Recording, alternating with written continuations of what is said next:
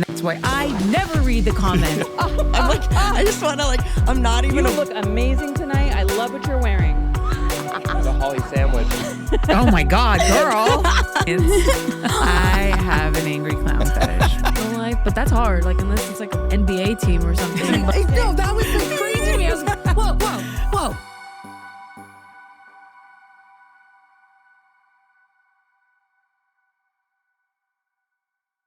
Hello, everybody. Welcome back to Holly Randall Unfiltered. Of course, before I get into the episode, I just want to give a huge thank you to Strip Chat for sponsoring today's episode. If you haven't checked them out, Strip Chat is the world's leading adult live streaming platform. The performers are incredible, the interaction is real, and it's just genuinely a really fun place to be. Find them online or follow them on Instagram and YouTube at SC World Official or on X at Strip Chat. Okay, so today's guest was born in Baghdad, raised across 4 countries on 3 different continents, and by the time she landed in Toronto, she'd already lived more lives than most people manage in a lifetime. She came to the adult industry the way she's approached everything else, her eyes open and her homework done.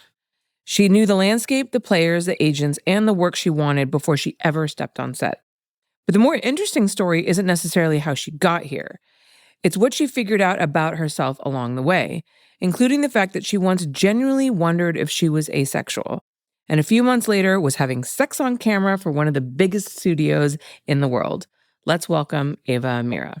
Oh, thank you. I'm so honored to be here. I'm so happy to have you here. We were just remembering that we'd actually met each other earlier than we thought we'd met each other. Mm-hmm. We met each other at Once Upon a Time in the Valley. We did. Yeah. I was eating enchiladas and chatting it up with you on a bench. Great tacos, Seth Gamble. The movie was great, but the tacos, highlight of the night. Exceptional. So good. Exceptional. I think I went back for seconds. Oh, yeah. During the movie. I kept giving you sauce. I remember that. Yeah. Give me your plate. I love the sauce. So really love the sauce. Okay, so let's talk a little bit about your background and growing up, because obviously you have a really unique story. So you were born in Baghdad, and your mom made the decision to leave before the war escalated, because once things got bad, essential workers wouldn't be allowed to go. What do you remember about that time, even as young as you were? And what has it meant to you as an adult to understand what your mother actually did to get you out? So at the time, no one really told me what was going on. I remembered certain things, which is really a little bit messed up, but I would hear an alarm go off and I'd lay on my mom, and that would mean something was dropping. But I didn't know so that she taught you to do that. No, she didn't. No, it was me thinking that I could protect her. Aww. Yeah, but I thought that was normal. I had no idea of the outside world or what was going on, essentially. But all of a sudden, my mom was getting a divorce. All of a sudden, I was packing my shit up and we were leaving. I had no explanation, no knowledge of what was going on. Next thing I knew, I was on a flight. It was the weirdest thing. I didn't even know that they were getting a divorce. I didn't know anything. Nothing was explained. Were you close to your dad? I don't really remember him. My parents were both away a lot at work. So my mom's a doctor and my dad was a surgeon. Oh, wow. Yeah. So I was primarily raised by my grandmother, and she was a teacher, but she had retired at the time. So I would just be going to school, coming home, doing my homework, going to sleep. There was really not much going on there. All right. So when you think back on your childhood, you remember mostly time with your grandmother. Yeah, and playing outside, and I was very studious. My grandma was very insistent on me studying a lot, so I was very much doing a lot of homework.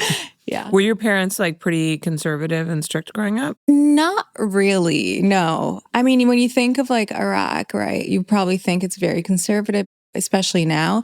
But back in the day, it was very much how we are here, maybe a little more conservative, but I didn't see it for what it is now. Do you know what I mean? Yeah. Your mom, as a woman, worked in a very prestigious field that required a lot of education. My whole family was very, very educated. My uncle was an engineer.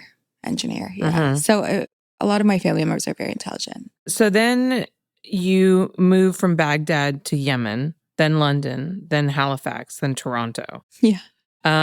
So tell me a little bit about all of that, city skipping. What was that like for you as a child? Did you enjoy going to new places, or did you feel uprooted all the time?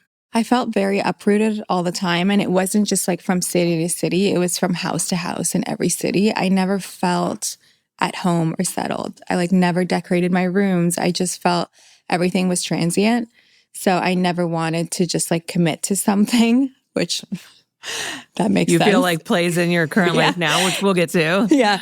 But no, it was very difficult to kind of always re-socialize in different settings and make new friends and then lose contact with those friends because no social media or phones so it was weird. But then when I moved to an English speaking country, that was another challenge that I had to face where it's like, not only am I constantly moving, I'm learning another language and simultaneously learning a third language because my parents put me in French immersion. So I would speak like, people would speak to me in French that I would translate it to English. And then from English, I would translate it to Arabic. And it was just very, very hard on me. But it made me definitely very social. I could put myself in any setting and just kind of walk out with a million friends. How many languages do you speak? Technically, I should be able to speak 3, but I mostly speak English now. I've forgotten a lot of my languages because I never got to practice. Growing up across that many cultures, did that shape how you feel about sexuality, relationships, or gender? Like, were women viewed differently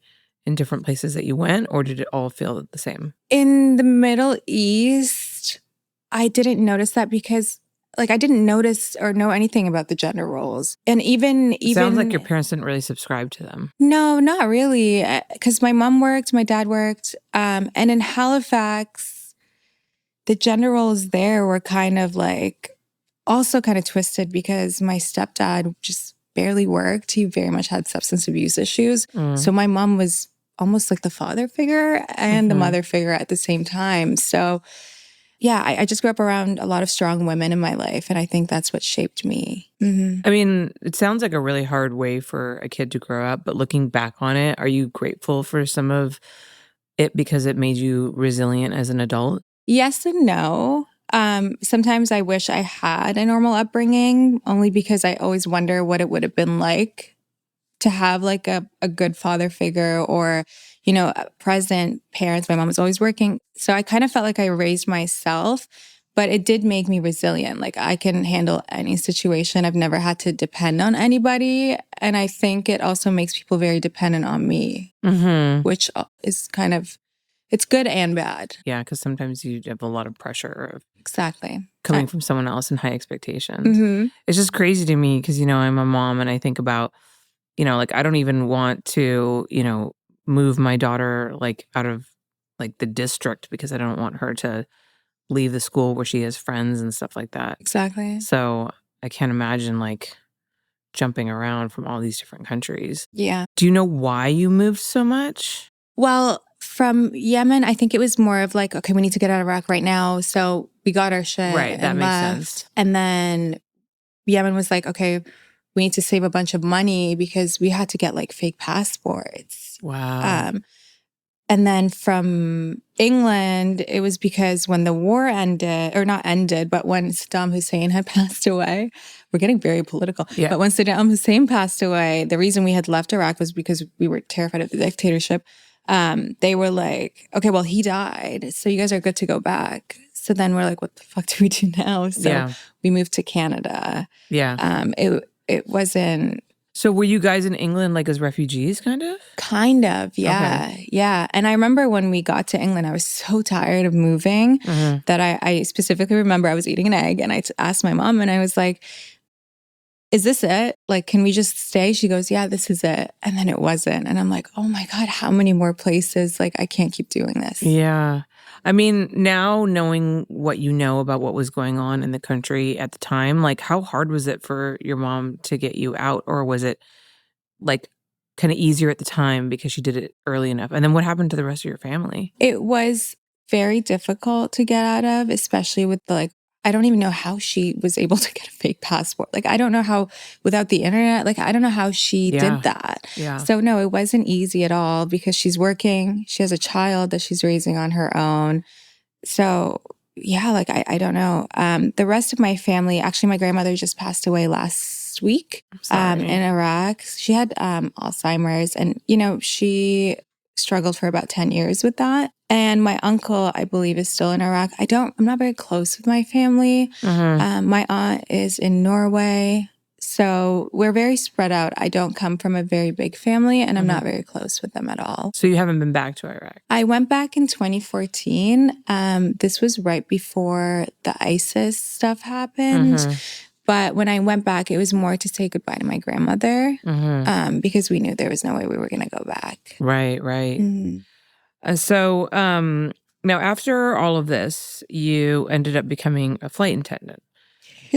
Yeah. And did that feel like a logical continuation of a childhood like defined by movement? And was that a conscious choice? Was it something that like you'd always dreamed of becoming when you grew up, or was it just sort of the opportunity presented itself and it felt like the right fit at the time? You know, in hindsight, looking back now, it makes sense that that's what I wanted to do because I was so comfortable and just always hopping around. What made me want to be a flight attendant was actually the trip to Iraq in 2014. I took an Emirates flight and I was like, wow, these girls are just so beautiful. Such a nice airline. It's such a great airline. And I was like, this is kind of the ideal job. You get to travel, you have that freedom, and you don't have to commit to like a specific place. And they just look so beautiful. So I was like, okay, let me give it a shot. And if I wasn't going to get the job, I was going to move to Australia.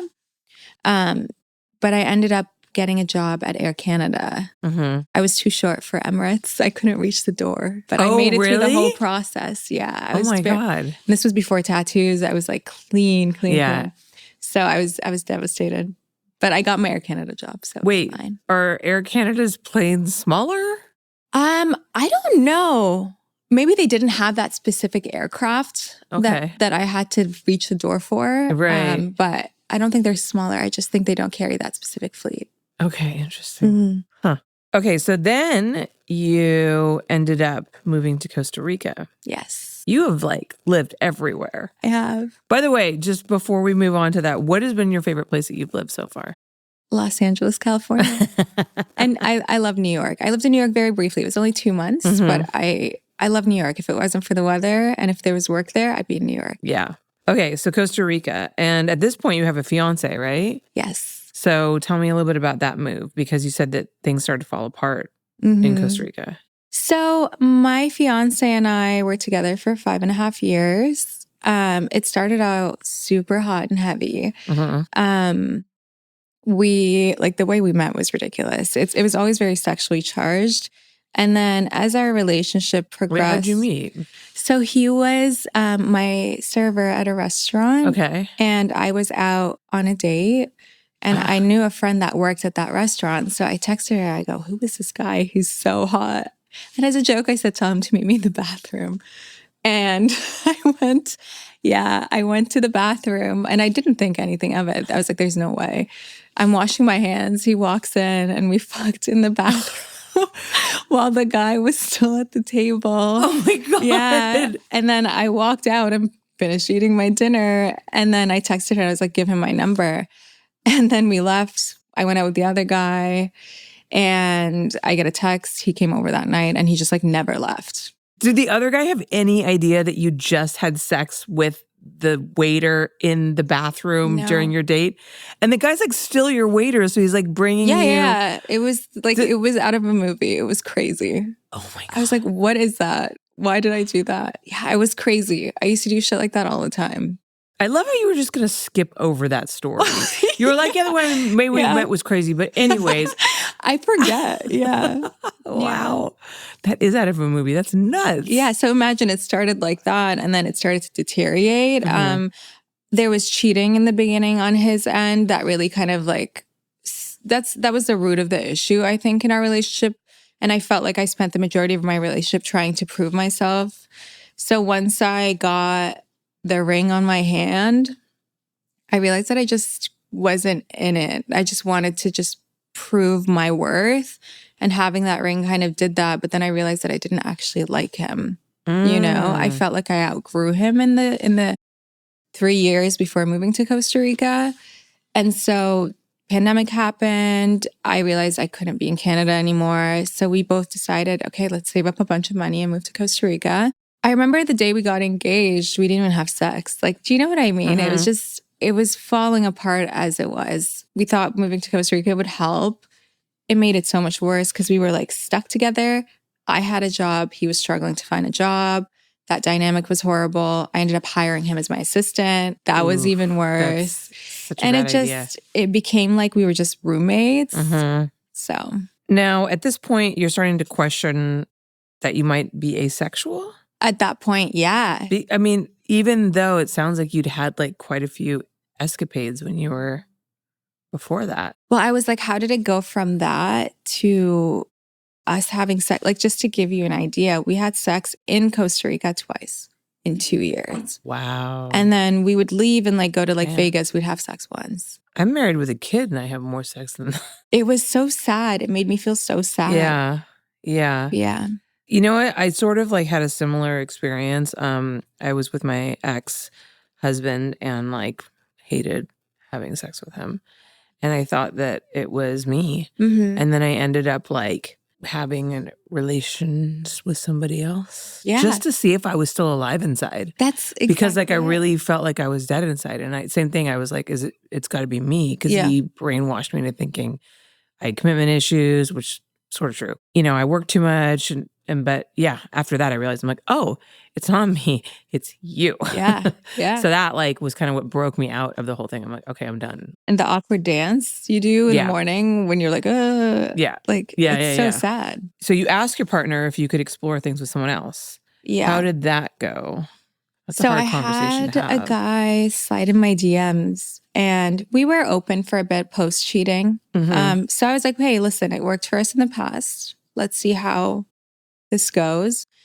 And so I flew somewhere to meet up with a guy. He flew in from New York and we had like the best 4 days ever. Like it just awakened something in me that I hadn't felt in a while. I felt desired. I felt attractive again. Like I just felt like me, you know?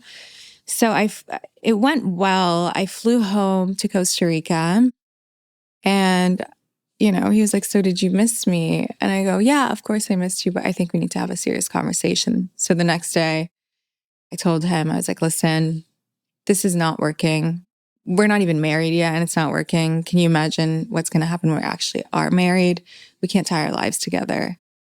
So let's call it. It was tough. So, I mean, were you trying to like see if he was into an open relationship or you just were trying to break up? I had no interest in being together. I knew this was not the life I saw for myself. And anytime we talked about picking a wedding day or anything, my body reacted like I just couldn't. I couldn't do it because then that would mean I would have to have kids, and then that means I'm stuck with this person forever. And this is how I'm going to see him and see myself. And I couldn't do it. There's so many like parallels with.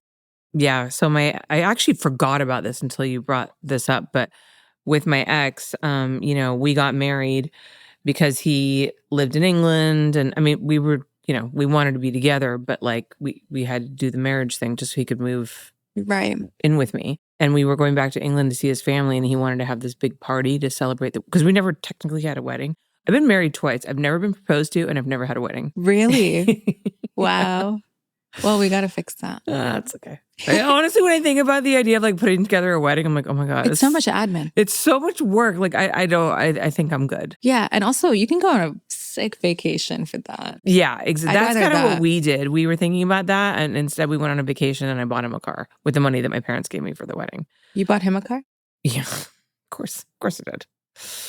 I get it. Yeah. So, but yeah. And he wanted to have this big like party at home with his friends and family to like celebrate us. And I was like, every bone in my body was like, absolutely no. I didn't see the end of the relationship. I was still trying to force it to work. But yeah, like physically, like my reaction to that idea was very bad. Yeah. I remember that. That's so weird, huh? Actually, let's take a quick commercial break. And then we're going to talk about how you ended up making your way into the adult industry, because I believe this is the time that you meet somebody who kind of changes your future, right? Yeah. All right, guys, hang tight. We will be right back.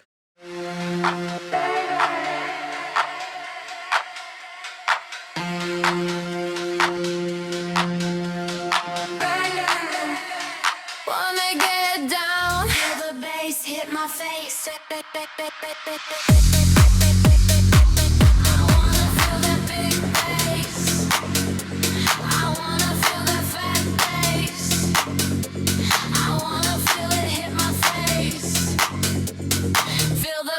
Hit my face.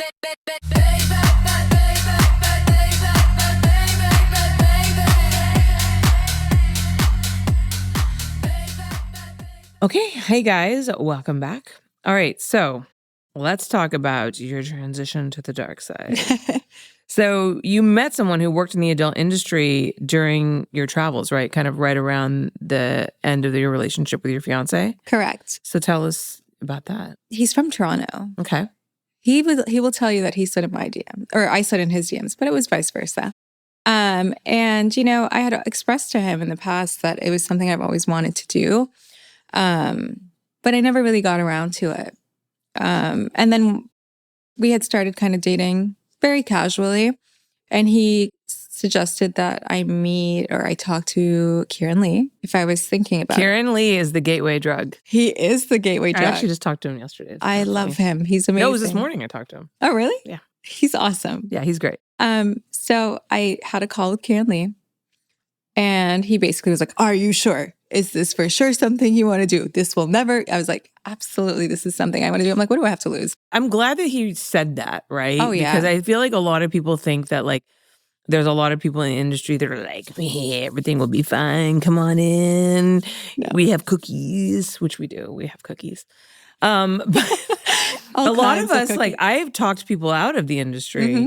before because it is true. It's a commitment and it will change your life and you can't take it back. You can't take it back. And he was very adamant on explaining that to me. And I was like, "Look, if you had asked me when I was 19, yeah. Mm-hmm. But I'm old enough to know what I'm getting myself into. I've done my research. I've always been very like intrigued by the industry. I was like, what the hell? I'm just going to do it." Mm-hmm. And so booked a flight to LA. Kieran set me up with a few scenes for Brazzers. And then it just kind of took off so fast. So fast. I mean, that's a great place to start too. To start working for Brazzers is that's an incredible intro that not a lot of people get. Tell me a little bit about like the lead up to your first scene, what you were expecting, were you nervous, and you know what your experience was compared to what you thought it would be. So Brazzers is so great because they actually have a call with you before. Yeah. And they explain to you exactly what was going to happen. So they vet you, they ask you a rate, they explain the whole scenario. And they're like, "Are you sure?" You know? So the lead up was like an intro, what to expect on set. So when I got on set, there was no surprises. As far as prep and things like that for sex, I learned from a girl that I already knew was in the industry. So she's like, "You need a douche, you need sponges, you need this mouthwash, you need like everything." Mm-hmm. But you know, nothing really can prepare you for the real thing, right? So I had butterflies going into the set, and I just remember being like, "Wow, like I'm here," and it just felt surreal. Mm-hmm.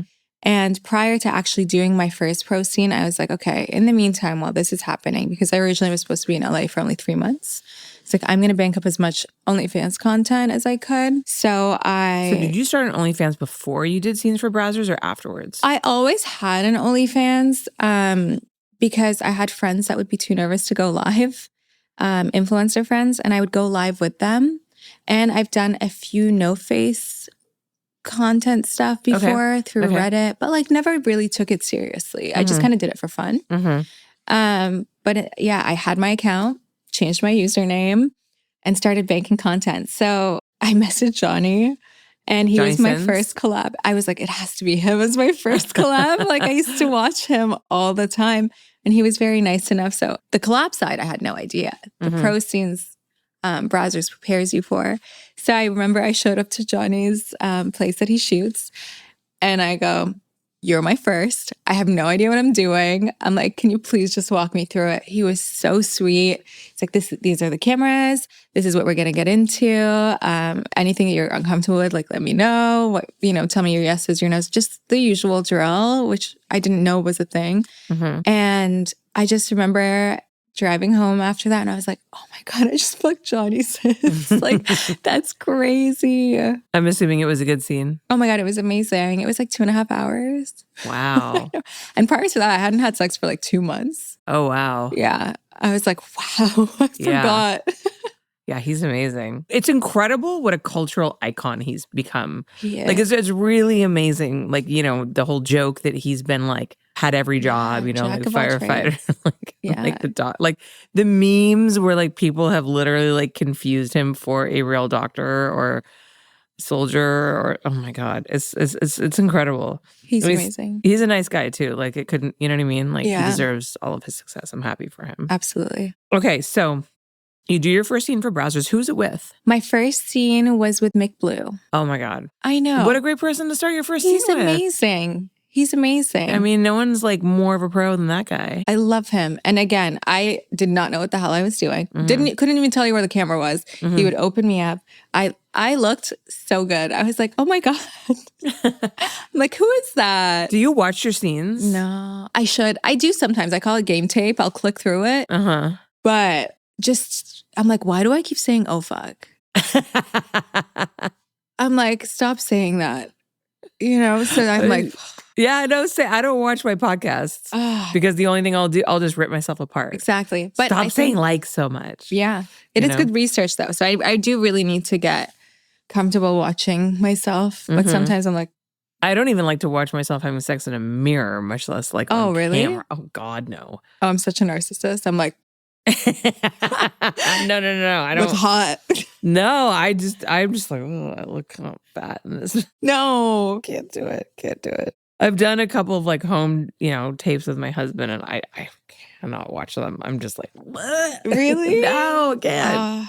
No, so no, I'm not into it at all. Okay, so you came in like, you know, fully prepared, ready to go.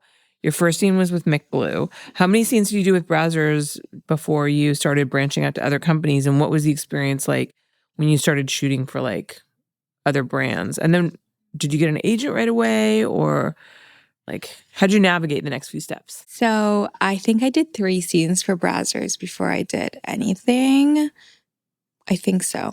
But I did my research, Holly. I know you did. I did my research. You come from a highly educated family. You were very studious as a kid. I was like, I'm not doing this willy-nilly. I'm doing this right. Mhm. So prior to this, I used to listen to the Pornhub podcast because I was a big Asexual girl. I'm obsessed with her. She's amazing. She's so smart. She's so beautiful. love She's her, so yeah. talented. And I discovered her through Barstool. Like they used to Okay. do like Subway stuff with her. Yeah. I have no idea what it was. But I was like, who is this girl? Read all her books.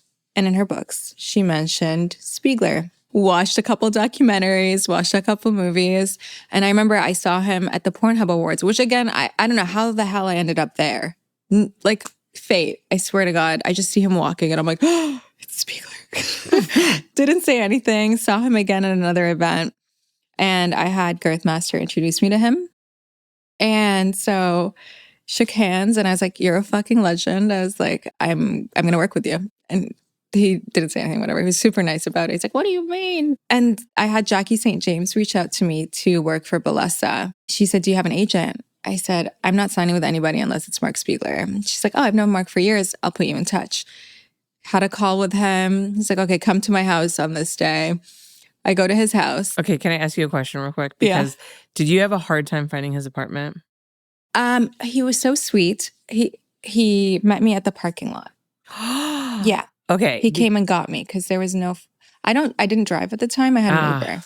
Okay. Yeah. Because one of the things that I know that he does sometimes, because apparently it's a little bit difficult to find his apartment, Mhm. it's like a test to see Oh, if you yeah. can follow directions Oh, yeah. and you can like find his place. Mm-hmm. And if you can't, Mm-hmm. then that's kind of like a mark against you. Of course. So the fact that he came out and met you in the parking lot, Yeah.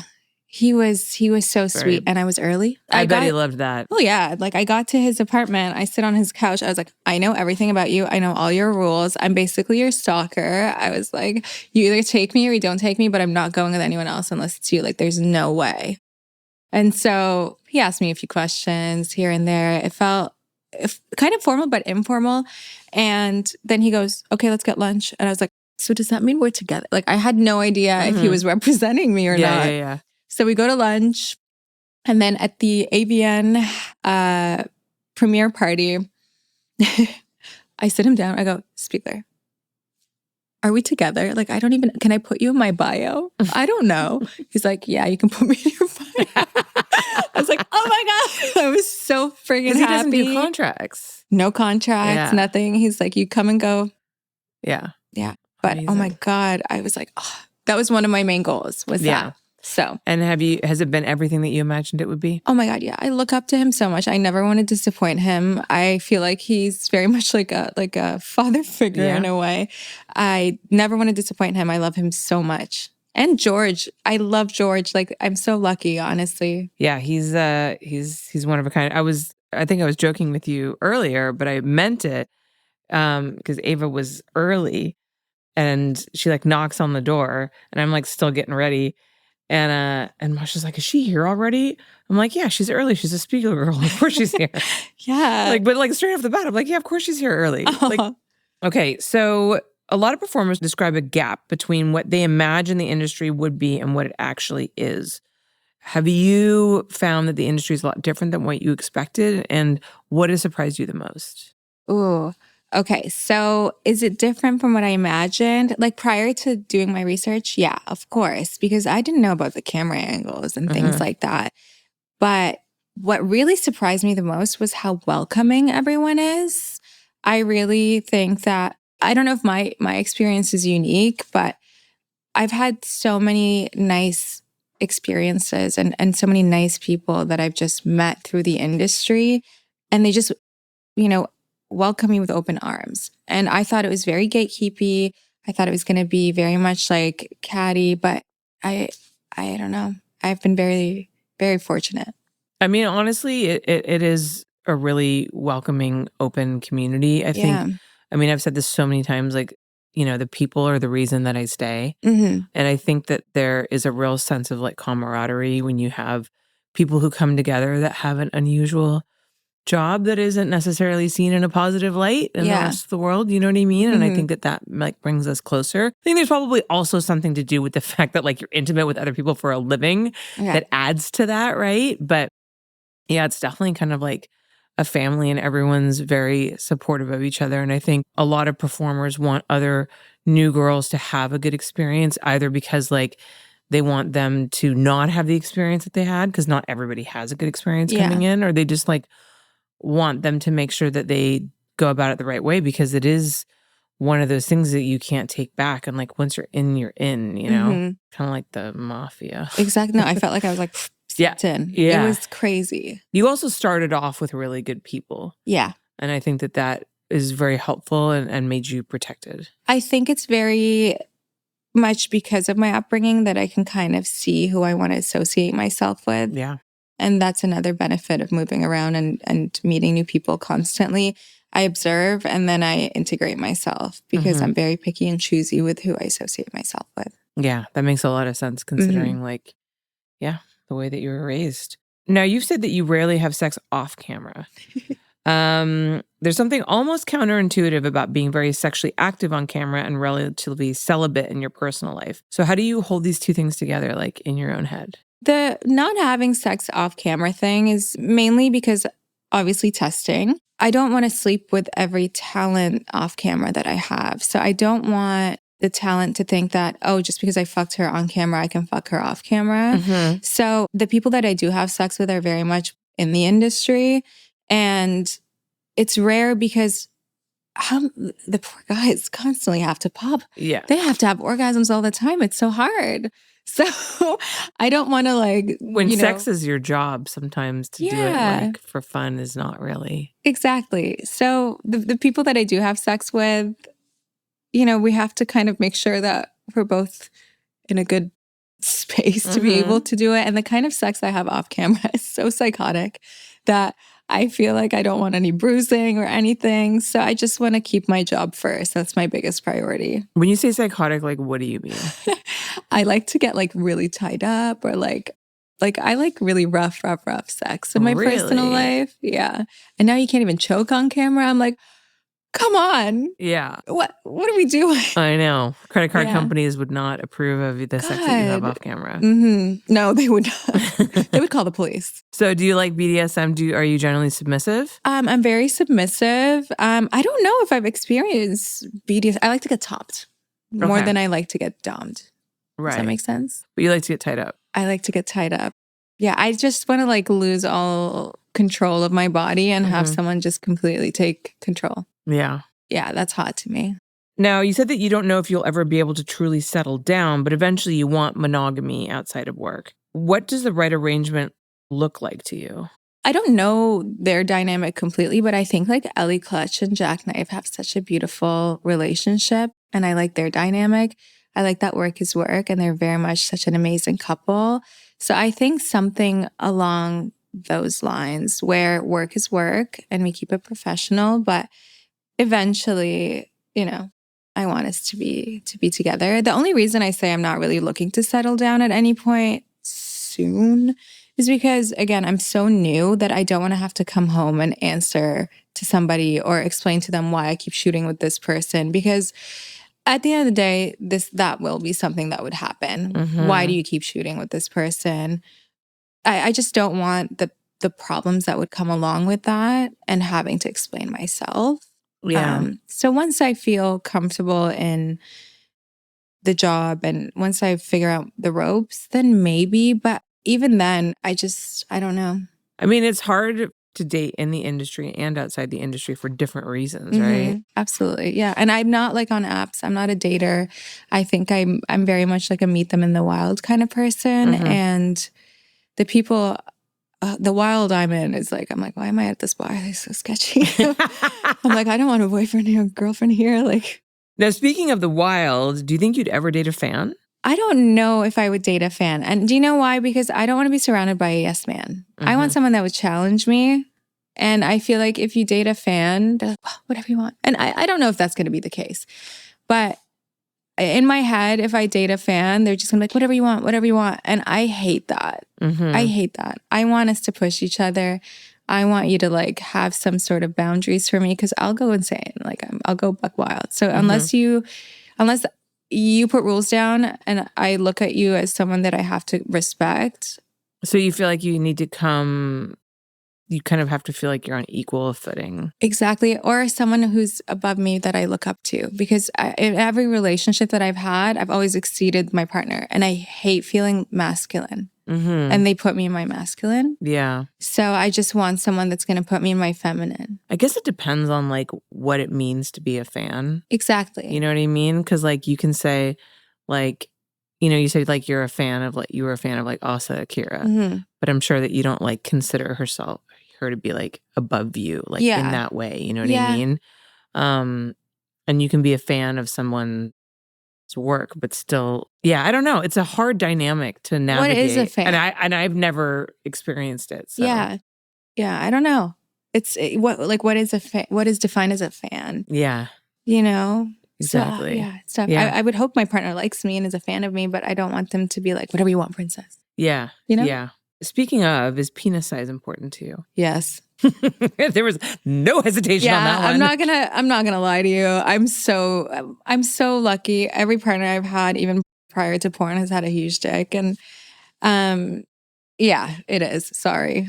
It is what it is, but I'm not gonna sugarcoat it. What is like the minimum size for you? Probably like 7 inches, and like I like girth. Okay. Yeah, I'm not the skinny ones kind of like poke at me and it hurts me. So I prefer girth over length, even if it's shorter than 7. Is it possible for you to have too big of a dick? Yeah. I could never date Dread. I love him. Knew that name was going to come up. I love him so much. I know. He's such a nice guy. Like, but man, when I did that scene, I was like, well, first of all, I was very proud of myself. And he's such a gentle giant that it was doable. George called me. He was like, do you think you can do it? I'm like, George, I can do it. I'm the man for the job. But I was like, if I had to do that on the regular, I don't know. But then again, maybe I could. I've surprised myself. How was Girth? Did you work with Girthmaster? Yes. How was that? Amazing. That I can do. I can do that on the regular. You can do Girth. Yeah. I've never seen it in person. He's only shown me a picture. You've never seen it in person? No. We'll FaceTime Well, actually, him. no. He showed it to me soft when he came on the podcast. Yeah. But I've only seen a picture because I don't shoot scenes anymore. He showed it to me and he showed it to my mom. He showed it to you. What did she say? She said, "Congratulations." I don't know if I've showed my mom his penis.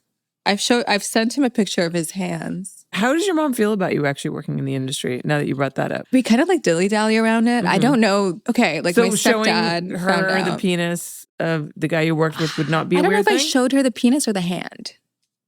I just say he has a huge dick. I'm like, oh, and I then you show him a picture of in I the go look hand at and the you're like, hand. just guess. Yeah. Right, okay. But my mom's not a size queen like I am, I don't think. Because not to like, yeah. talk shit about anyone, but I don't think anyone is a size queen quite like I am. And You the were fam. you were the queen of size queens. I love me some big dick. So you came into the industry knowing exactly what you wanted. Now that you're in it, is the industry what you thought it was going to be? It is so much better than I thought it was going to be. Holly, I wake up and, even if I'm having a bad day, I'm so fucking grateful. I'm so grateful. I'm truly living my dream and it feels surreal. Even driving on the way here, I almost cried because I was like, how am I here? Like living in Los Angeles with my dream agent, doing my dream job with the people that I'm around. I was like, how did I pull this off? Like, I'm getting emotional thinking about it, but it truly is like, what about everything. Working in the adult industry like makes it the dream job for you? I get to have sex for a living. Like, it's kind of art in a way. And I get to meet all these amazing people who are also doing the same thing. And there's no hostility or anything. Like, it feels surreal. Mm-hmm. And to be accepted by the people that I chose to tell beforehand and to have their support. By the way, no one was surprised. I was like, what do you mean? We always know you were a whore. Yeah. I was like, what? They're like, do you not know how you met your ex-fiance? But no, it's incredible. I'm grateful. What do you think is the best scene you've ever shot? Like if someone was watching this, they've never seen any of your work and you're like, okay, I want to check her out. She's hot. Like where would you send them? Okay, I haven't watched it myself, but I saw the trailer for it. And I did my first Boy Boy Girl for Brazzers. And it was just a tag team. It wasn't a DP or anything. But it was Mick Blue and Ricky Johnson. Hot. I think it might be that one. It was amazing. But every time I finish the scene, I'm like, oh, this is my best scene, Because I'm getting more and more comfortable and understanding of what to do on set because you just kind of get thrown in. Yeah. There's no training. No. So now that I'm kind of getting more aware of my surroundings, what looks good, what doesn't look good. Okay. Is that live on Brazzers now? It is live on Brazzers now. Okay, guys. Brazzers. And I just shot for Vixen, which is fun. Oh, wow. How'd that go? I felt like a princess. You look like a vixen girl. Oh, it was so beautiful. Yeah. I was like, that's me. And they showed me the sex dolls. And I was like, oh, I look like an angel doing ungodly things.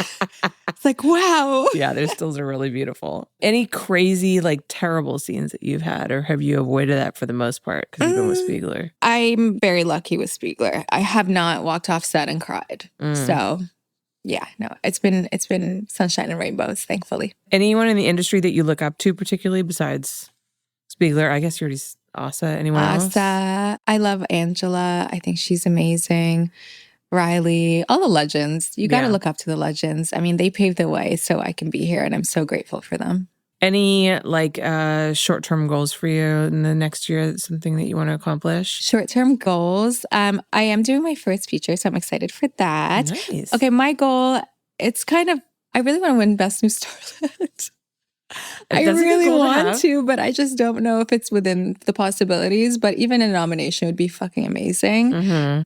But yeah, that's kind of my goal right now. Because when did you officially start? Like, how long have you been in? My first scene came out June 28 last year. So I was kind of in that window where I wasn't able to be qualified for this January that had just passed. So Yeah. I'm qualified for the following year. That's probably better though, because now you have more scenes under your belt. You have more experience because at that point, because the nominations are announced or like they're considered in September? I think so. Yeah, it's like around September. So like there wouldn't be that much of you out there. I think that's why like Best New Starlet can fit within a 2-year window because you can have that weird like gap where there's just not enough like material of you out there to make a good judgment. Yeah.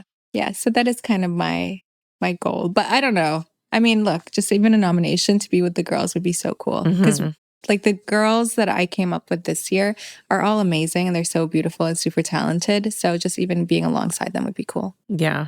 I have a feeling I'm going to predict that you're going to get the nomination. Stop. At the very least. So, well, Ava, thank you so much for coming on. It's been such a pleasure. I know that we have questions for you from our Patreon members. Thank you guys so much for sending those in. We're going to do that in a separate segment. But for now, can you tell everyone where to find you online? Yeah. So my socials are at It's Ava Amira, pretty much on everything, literally everything. And your Instagram's down right now. But Instagram's down. But you're hoping to get it back up. Please. If anyone can get it back. Someone please help. Oh, God. Yeah, it's everybody's fucking nightmare. It's so rude. Are you going to start a backup? I mean, even if you get it back, I would have a backup. The thing is, I would need a new device for a backup. So, you know how many phones I have? I have like you know what? Maybe I have like 5 phones. I should probably do that, honestly. I might do that after this. Yeah. I've lost my mind. I'm like, I can't do this Yeah. anymore. I mean, it's just like at this point now, it's like everybody needs to have a backup. Sad. Just to be safe. Even then, though, like losing it is so devastating. They're calling it deplatforming sex workers. That's the new term I heard. It's happening a lot. Yeah. Yeah, we're all it's inhumane. We're all a little nervous, even over here on YouTube. Please, I've been here for a long time. Oh. I just hit 400,000 subscribers. Let's go. Please let me stay. You're gonna stay. We're not gonna talk about it. Well, anyways, thank you guys so much for watching. Thank you so much again, Strip Chat, for sponsoring the episode. If you guys are watching this on YouTube, you can go follow them on YouTube, scworld.official. That's also their handle on Instagram. And of course, if you're a member of my Patreon, you can watch these streamed live and access the bonus Q&A that we're about to do. That's patreon.com/HollyRandallUnfiltered. Go to hollylinks.com for access to all of my platforms. Thank you guys so much for watching, and I will see you on the next one.